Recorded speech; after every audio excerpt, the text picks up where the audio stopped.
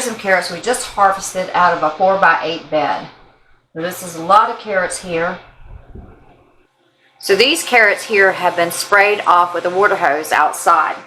Now I used to bring them in after I spray them off, and then I would take a scrub brush and I would scrub, and then I would take my peeler and I would start taking the peelings off of them. But now I spray it off outside with the water hose, and I skip a step, and what I do is that now I just put them in my sink, I take my peeler and I start getting the peelings off. So really felt like I was overworking myself by doing that way.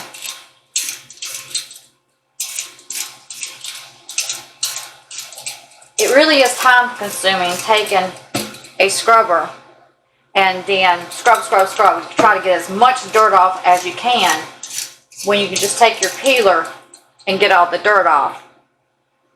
So then I just take and put it in my water over here, and I just continue on getting the peelings off of these carrots. This is so much easier.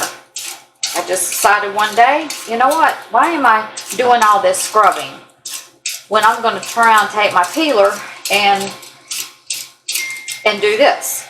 So this is very fast and easy. So after I get all these, or the amount that I want to be canned, I'll take you to the next step. So we've got our carrots peeled, and I'm going to peel some more.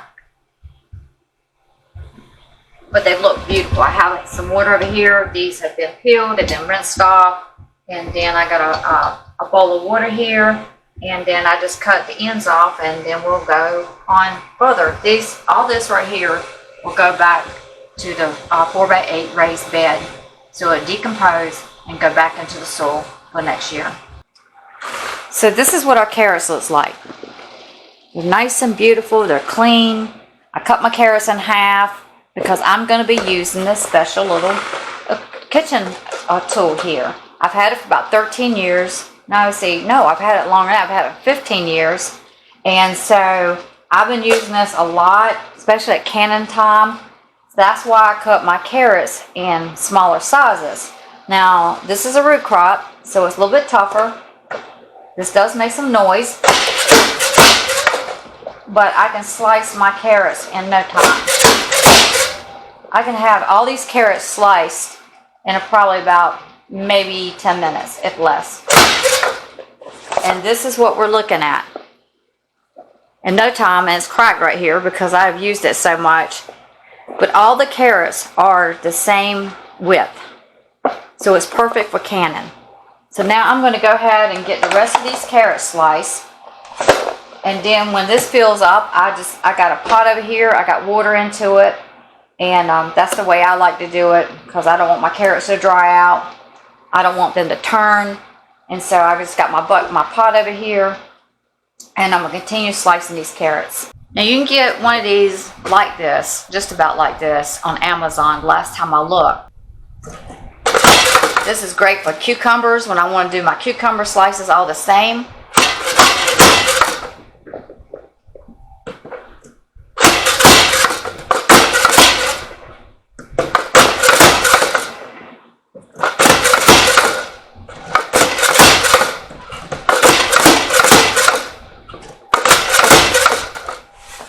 Look at that. So all the carrots have been chopped up, and I've got them in water in this pot. My hands are stained from the carrots and tomatoes. So now what I'm going to do is get all my canning stuff out and get ready for canning. So I have my canner of carrots here. I have my jars ready over here. I also got my lids and my rings. I've got my debubbler. I have salt, canning salt sitting in the back. And I have also sugar. Into this recipe, I'm going to be using sugar besides the salt.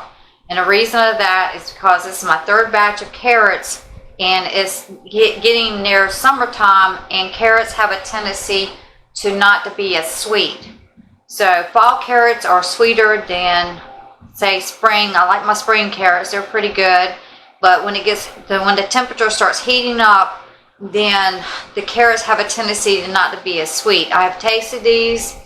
They, considering the heat that we've been having, They taste really good. They do have some sweetness to it. So into this recipe, I will be using pints besides quarts, and I'll give you the information on quarts. But I'll be using sugar into this recipe, and I'll be using 1/2 teaspoon of sugar besides 1/2 teaspoon of salt for pints. I will also be using this. Once I put my canning jars into the pot, there will be 9 pints. And since I will definitely have more jars than 9, then this will go on top of the jars to keep the top jars from touching the bottom jars. It keeps it leveled, and this is what you use. Today we're going to be raw packing. So I have washed and peeled the carrots. I washed them again, and I've sliced them. Now you can dice your carrots, or you can leave your carrots whole. I'm going to pack these carrots tightly into my jars here, and I'm going to be leaving 1 inch headspace. I'm going to be adding 1/2 teaspoon of salt to each pint. Now quarts, you'll be adding 1 teaspoon to each jar. Now you don't have to add salt if you don't want to add salt. I mean, if you cannot, have salt in your diet, you don't have to add the salt. And then we're going to be pouring boiling water over the carrots, leaving 1 inch headspace.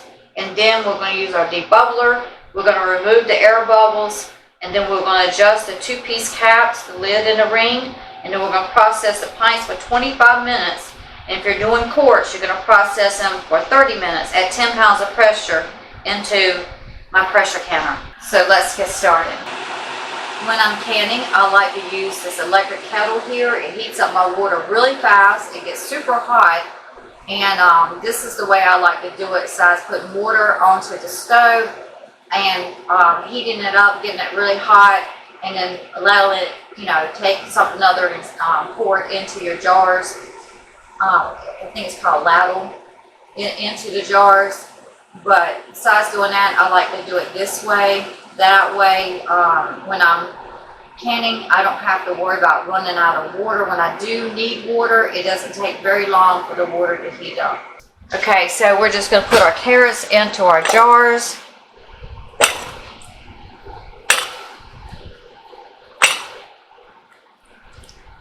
One of the ways I like to do this to get my product into my jars, well, the carrot went out.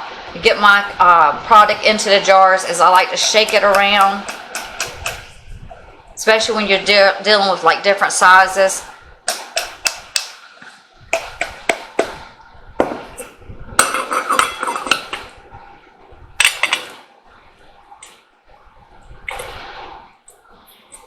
And then we're going to add, this is where you add your salt, but I'm not going to be using salt. I'm going to be using sugar. So 1/2 teaspoon of sugar or 1/2 teaspoon of salt when you're doing pints.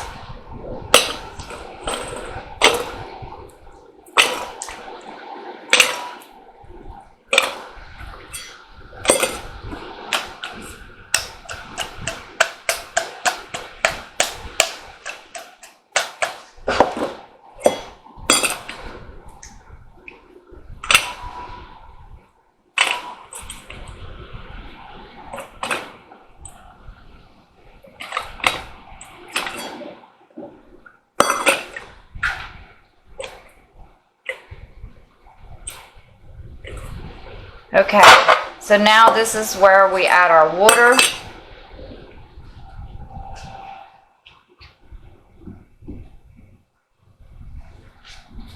Into my kettle. It is super, super hot. And I'm going to be going 1 inch headspace, which is actually up to that ridge, the bottom ridge.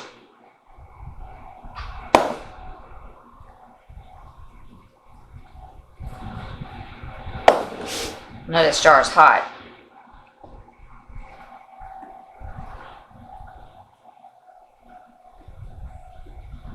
Then we're going to debubble. And once you debubble, there's a good chance that you might have to add some more liquid, some more water. Debubbling takes the air out. It also helps to get these carrots situated more evenly, makes more space. I like to debubble real good. I try to always make sure I debubble real good.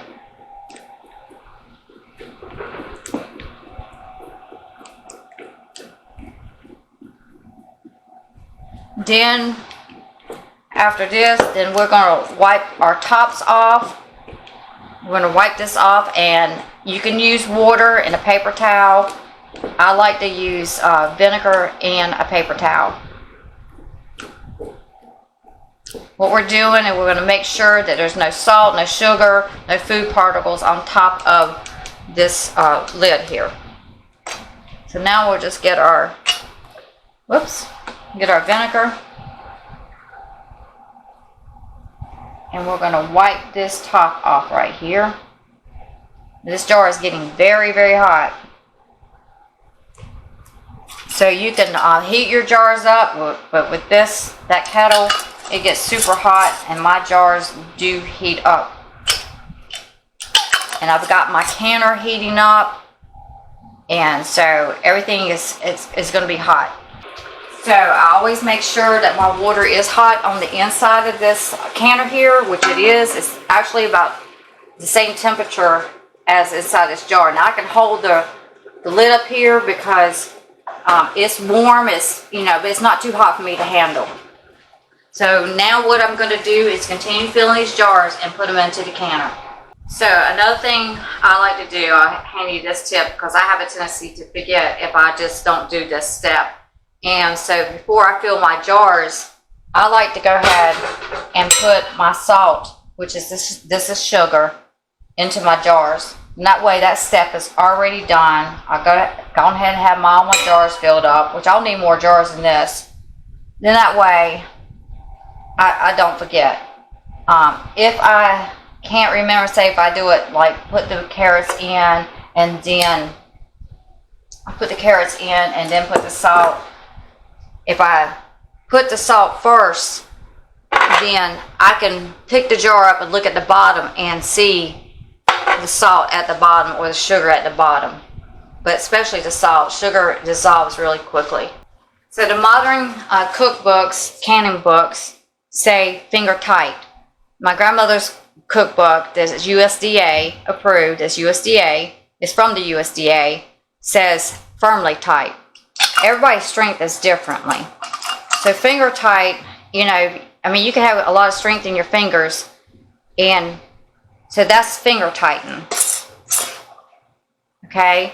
A lot of times you'll see me go like this. I don't have as much strength, but I firmly tighten, but I'm not over tighten. You want to make sure that you don't over tighten your jars.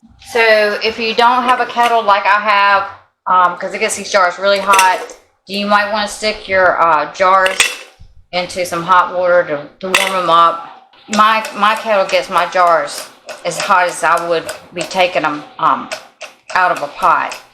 Or you can take your canner if you don't have a lot to can, and you can stick your jars into your canner and then go get your jars and then fill them up, and that'll be a way to heating your jars up. But my kettle gets my jars really super hot. If your liquid is below this ring right here, that ridge right there, then you got to add water. And if it's just a little bit, what I do is say it's just a little bit. A lot of times if it's just a little bit, I'll just take, say, 1 carrot and I'll stick it in there and it'll put it at level. Okay, we got our canner filled up, and I've turned my burner on high so I can build pressure up in here so it can get hot. We'll go ahead and put our lid on.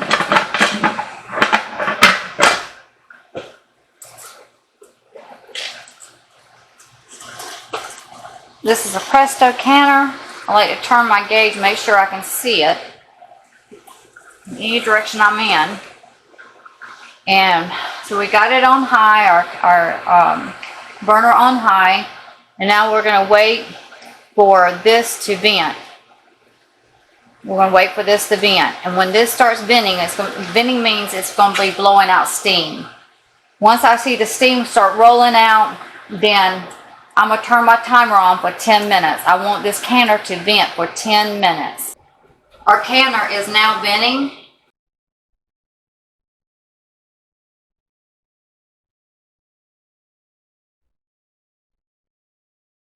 I can see the steam. I can feel the steam. You might not be able to see it on camera, but it's venting out. That's what we want. So now we're going to set our timer for 10 minutes. And when this timer goes off, then we're going to put our weight on.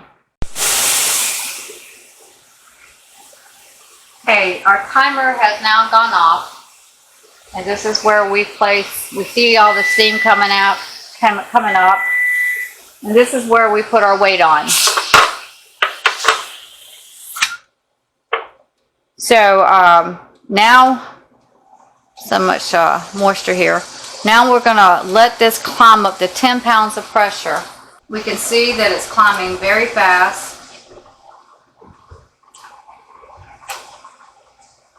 And once it hits 10 pounds of pressure, I'm going to cut my stove down to around about 6, starting off with. And then we're going to start our canning timer. And then we're going to start our timer, pints 25 minutes and quarts for 30 minutes.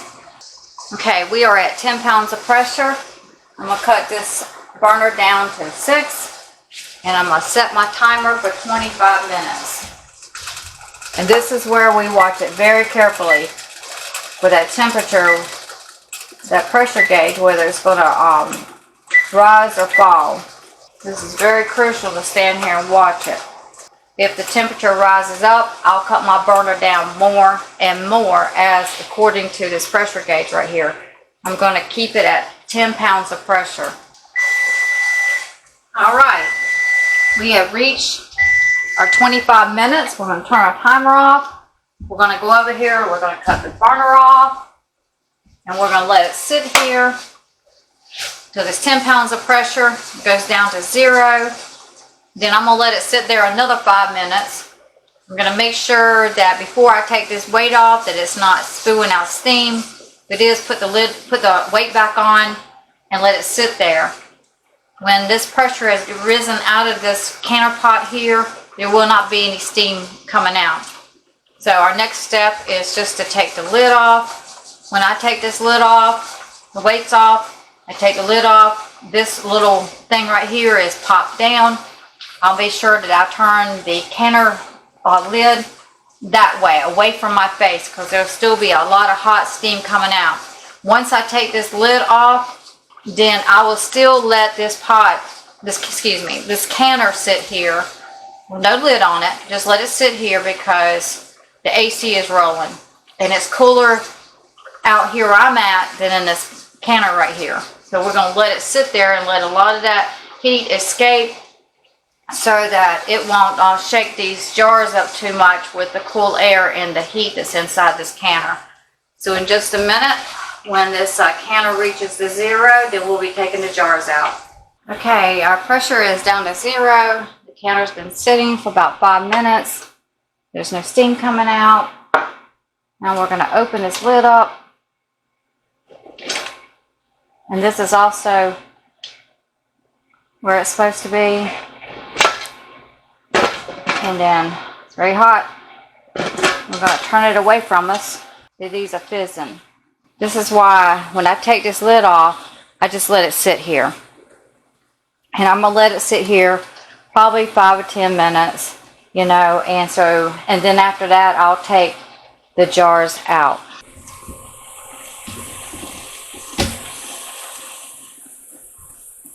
Our carrots are out of the canner.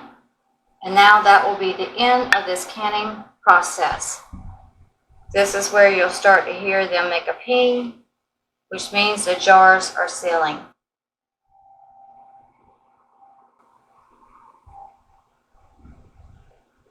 Thanks for watching.